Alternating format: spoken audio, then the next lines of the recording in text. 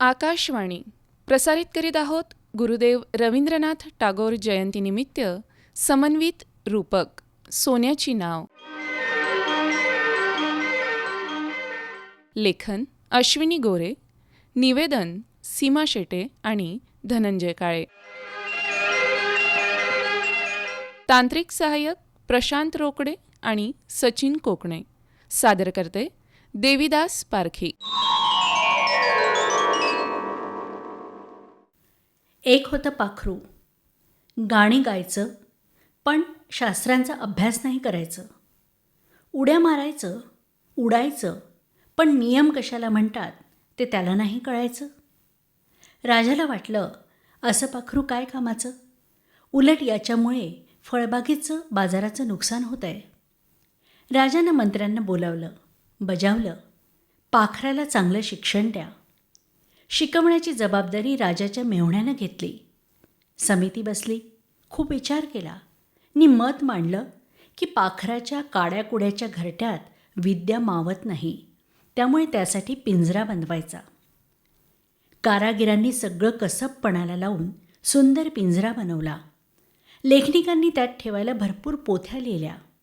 आता पिंजऱ्यात सगळीकडे विद्याच विद्या होती. पिंजरा रोज स्वच्छ लखलखीत करायला विशेष नोकर नेमले गेले. कारागीर, लेखनिक, नोकर सगळ्यांना घसघशीत पैसे दिले गेले. सगळे खुश. राजानं मेहुण्याला विचारलं, पाखरू कसे आहे? मेहुणा म्हणाला, महाराज, कारागीर, लेखनिक, नोकर, चाकर सगळ्यांना विचारा, तेच तुम्हाला काय ते सांगतील. प्रत्येकाला भरपूर मोबदला मिळालेला होताच. त्यांनी एकमुखानं सांगितलं, पाखरू उत्तम आहे, प्रगती करतंय. प्रत्यक्षात पाखराच्या पिंजऱ्यात सगळीकडे पोथ्याच पोथ्या होत्या. त्याचं स्वातंत्र्य पिंजऱ्यात बंद होतं. गाण्याऐवजी ते तडफडत होतं. गज तोडण्याच्या प्रयत्नात रक्तबंबाळ होत होतं. एक दिवस पाखरू मरून गेलं, कोणालाच कळलं नाही. ही आहे दृष्टांत कथा, पोपटाची गोष्ट. बदलत्या शिक्षण पद्धतीवर परखड भाष्य करणाऱ्या या कथेचे लेखक आहेत रवींद्रनाथ ठाकूर, अर्थात रवींद्रनाथ टागोर.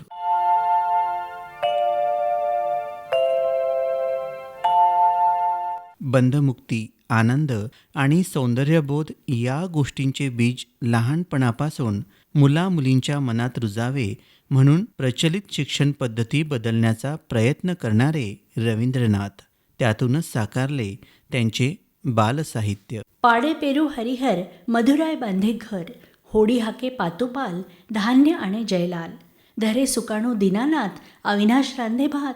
हे त्यांचे सहजपाठ.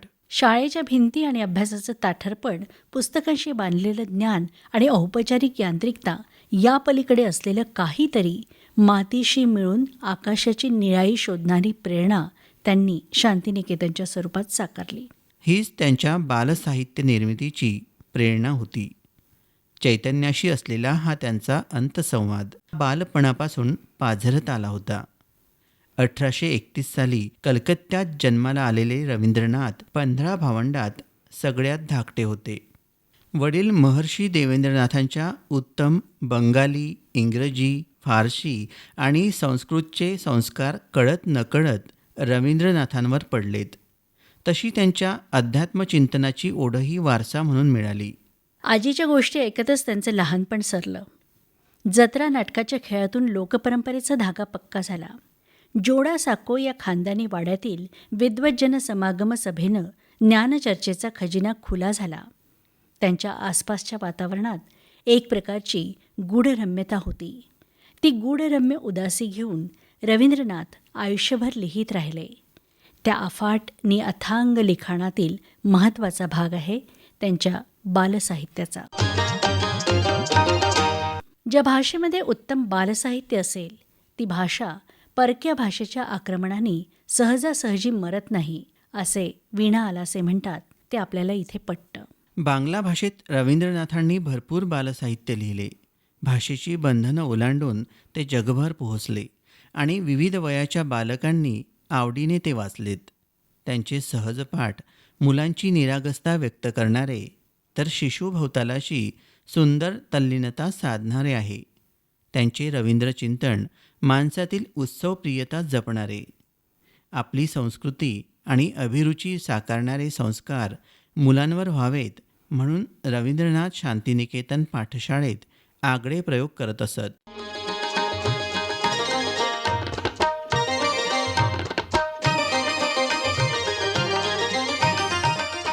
मुलांवर वृक्षारोपण आणि वृक्ष संवर्धनाचे संस्कार करण्यासाठी दर श्रावणात एक उत्सव साजरा केला जायचा. वृक्षाच्या रोपाची पालखी सजायची. ती पालखी 4 विद्यार्थी खांद्यावर उचलायचे. पुढे पूजेचं साहित्य घेऊन 5 विद्यार्थिनी चालायच्या. पालखीच्या मागे केशरी साड्या नेसून विद्यार्थिनी तर केशरी कुडते परिधान करून विद्यार्थी सुस्वरबद्ध गाणी म्हणत चालायची. साग्र संगीत पूजा होऊन वृक्षाचं रोपण व्हायचं आणि वृक्ष आरतीनं सांगता व्हायची. यामागे रवींद्रनाथांचा उद्देश हा होता की स्वतः नत्र शोषून माणसांसाठी प्राणवायू उत्सर्जित करणारे हे आधुनिक परोपकारी देव आपल्या मुलांना माहिती व्हावेत. या श्रावण आरतीप्रमाणेच पौष मेळा आणि होळी उत्सव मुलांमध्ये निसर्गभान निर्माण करणारे होते. ही होती शांतिनिकेतनची परंपरा. शरते आज कोण अतिथी एल प्राणेन द्वारे, आनंद गान गारे हृदय, आनंद गान गारे.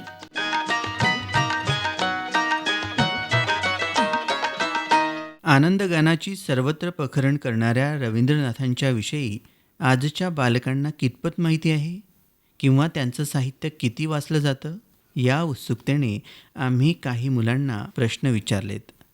त्यावर बुलढाण्याची भारत विद्यालयाची मैत्री नरेंद्र लांजेवार म्हणाली, मी ज्या शाळेत शिकते त्या शाळेत संपूर्ण विदर्भात नाही असा रवींद्रनाथांचा भव्य पूर्णाकृती पुतळा आमच्या शाळेच्या परिसरात उभारण्यात आला आहे. या पुतळ्याकडे बघितलं की एखाद्या महान ऋषीकडे आपण बघत आहोत असे आपल्याला वाटते. मी रवींद्रनाथांची मराठीत अनुवाद झालेली पुस्तके वाचली आहेत.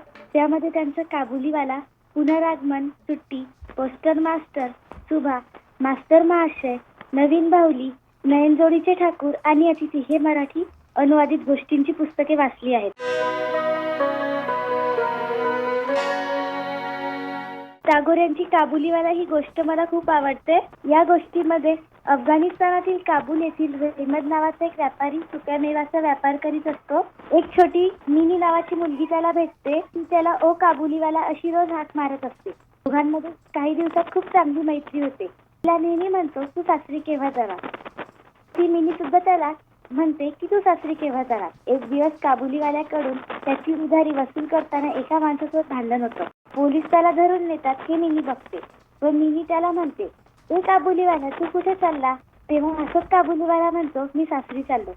काबुलीवाल्याला 8-9 वर्षांची जेल होते.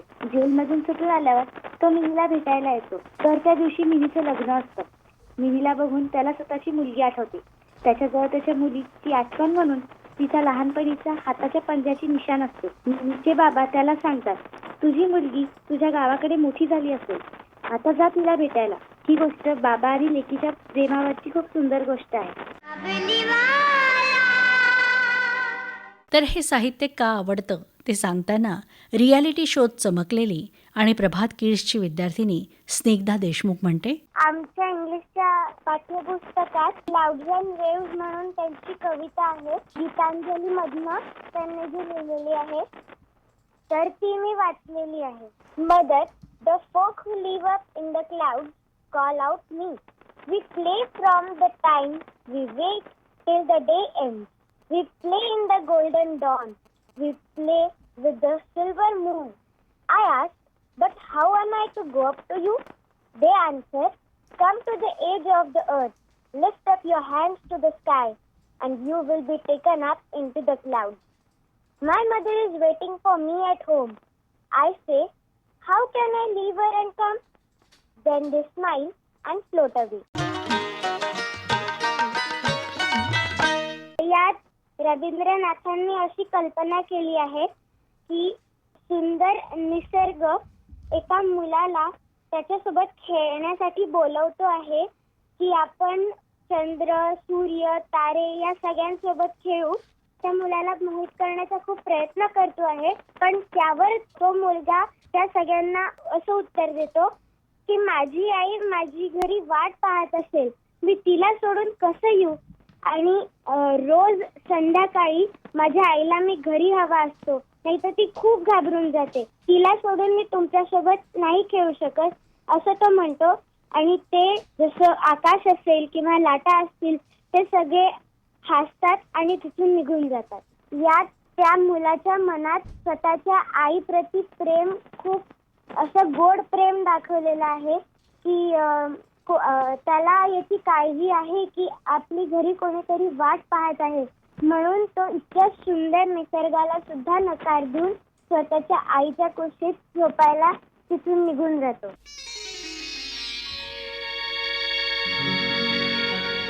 जगते आनंद यज्ञे आभार निमंत्रण, धन्य हल मानव जीवन. जगते आनंद यज्ञे आभार निमंत्रण, धन्य हल मानव जीवन. नयन आमार रूपेर पुरे, साथ मिटाए बेडाय घुरे. श्रवण आमार गभीर सुरे, हैछे मृगन, धन्य हल मानव जीवन. विश्वाच्या या आनंद यज्ञी धन्य झाले मानव जीवन. स्वरनादांनी मग्न झाले भाग्यवान श्रवण. या मानव्य भावनेचे रोपण अखिल मानवजातीवर आपल्या साहित्याद्वारे ज्यांनी केले त्या रवींद्रनाथांचे 55 कविता संग्रह आणि 2000पेक्षा जास्त गाणी आणि तितक्याच कविताही प्रसिद्ध आहेत.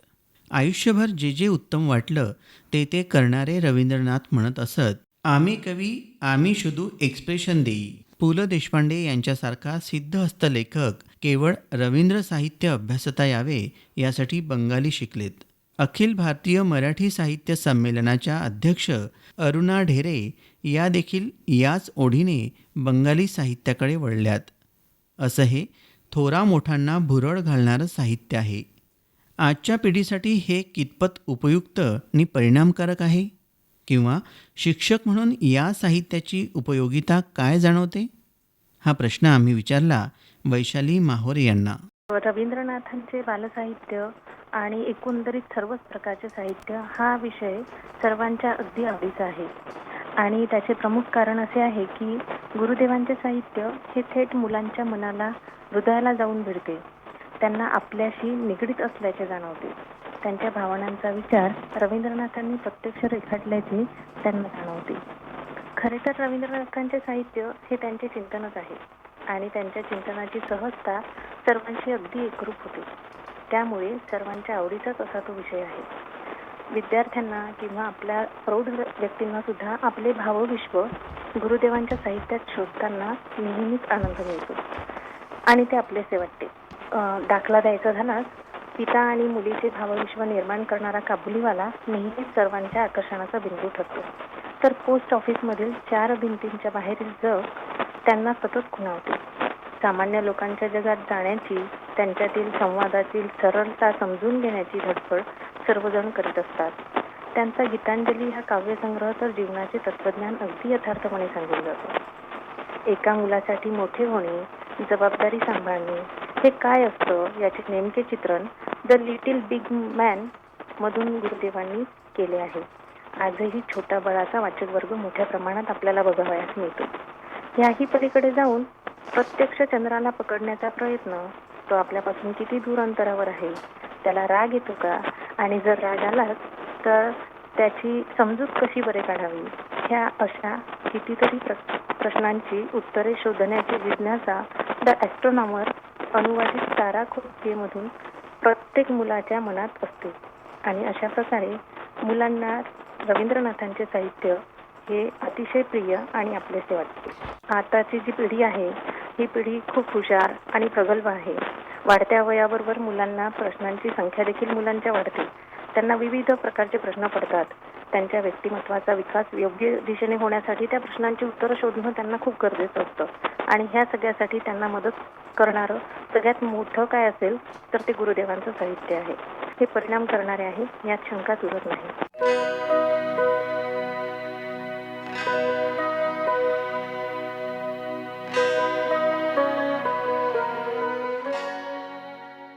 प्रतिभेचे मूर्तिमंत इंद्रधनुष्य म्हणजे रवींद्रनाथांचं साहित्य. वयाच्या 11व्या वर्षापासून त्यांनी लिहिलेलं हे साहित्य पुढे पिढ्यानपिढ्या वाचलं जात आहे. शब्द, रूप, रस, रंग, गंधाचे हे विविधरंगी साहित्य वाचकांना मंत्रमुग्ध करत आहे. 1861 ते 1941 या आपल्या समृद्ध जीवनपटात रवींद्र चित्र, रवींद्र संगीत, रवींद्र नाटक, रवींद्र काव्य, रवींद्र गीत, रवींद्र कादंबरी, रवींद्र ललितबंध असे विविध पारंबी बहर त्यांनी मनुष्य जीवनास सुखकर असे निर्माण केले आहेत. आजही ते कालातीत भाषावैभव लेऊन दिमाखात झळकत आहे. केवळ बांगला किंवा नुसतेच भारतीय नव्हे तर जागतिक वाङ्मयाच्या अवकाशात रवींद्रनाथांचा हा स्पंदन झंकार निनादतो आहे. त्यांच्या गीतांजलीला नोबेल पुरस्कार मिळाला. 2 देशाचे राष्ट्रगीत होण्याचे भाग्य त्यांच्या 2 काव्यांना लाभले. काळजाने कवी आणि वृत्तीने आई असणाऱ्या रवींद्रनाथांचे बालसाहित्य वात्सल्य रसाचा परमोत्कर्ष गाठतं असं लेखक प्रवीण दवणे म्हणतात ते उगीच नाही. अनाथांचे भावबंध उकलून दाखवणारी त्यांची बलाई कथा असो की ग्रामीण भागातील निसर्ग वात्सल्य आणि शहरातील यांत्रिक कृत्रिमतेचा वेध घेणारी सुटी असो. कथा व काहिनीतील इतिहासातील वीरत्वाच्या गोष्टी छंदोबद्ध तर गौतम बुद्धांच्या जीवनकथा आनंदबद्ध करणाऱ्या. या कथा, कविता जशा बालविश्वाचा भाग आहेत तशीच लहानांपासून तर थोरांपर्यंत मनामनात शतकापासून तरल भावानुबंधाचे उत्कट रेखांकन करणारी काबुलीवाला.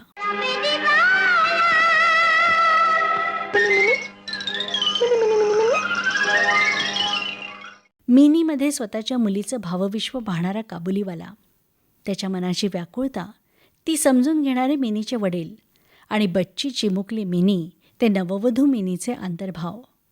सगळं कसं माणूसपणाचा एक एक पापुद्रा अलगत उलगडवत मनामनात पाझरणारं. रवींद्रनाथांचं सगळं साहित्य असंख्य गंध रंगाचं लिणं लिहिलेलं आहे. काळ बदलला, संदर्भ बदलले, तरीही परिपूर्ण वाटणाऱ्या या कथा आहेत. खरं पाहता बालसाहित्य निर्माण करणं ही सगळ्यात कठीण गोष्ट आहे. बच्चों का साहित्य लिखने के लिए आपको सचमुच घुटनों के बल चलना पड़ता है.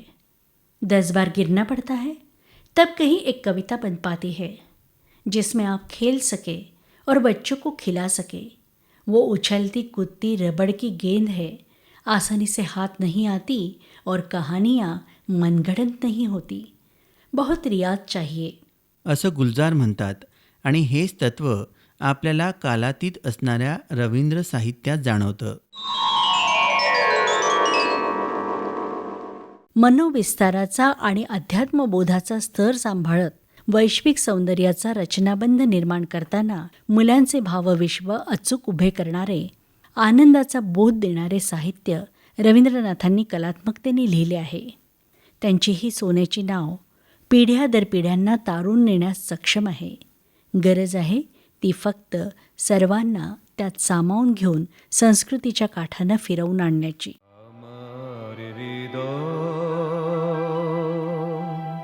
तुम्हारा पो हातेर दोले दोलाव दोलाव दोलाव आमार हृदय.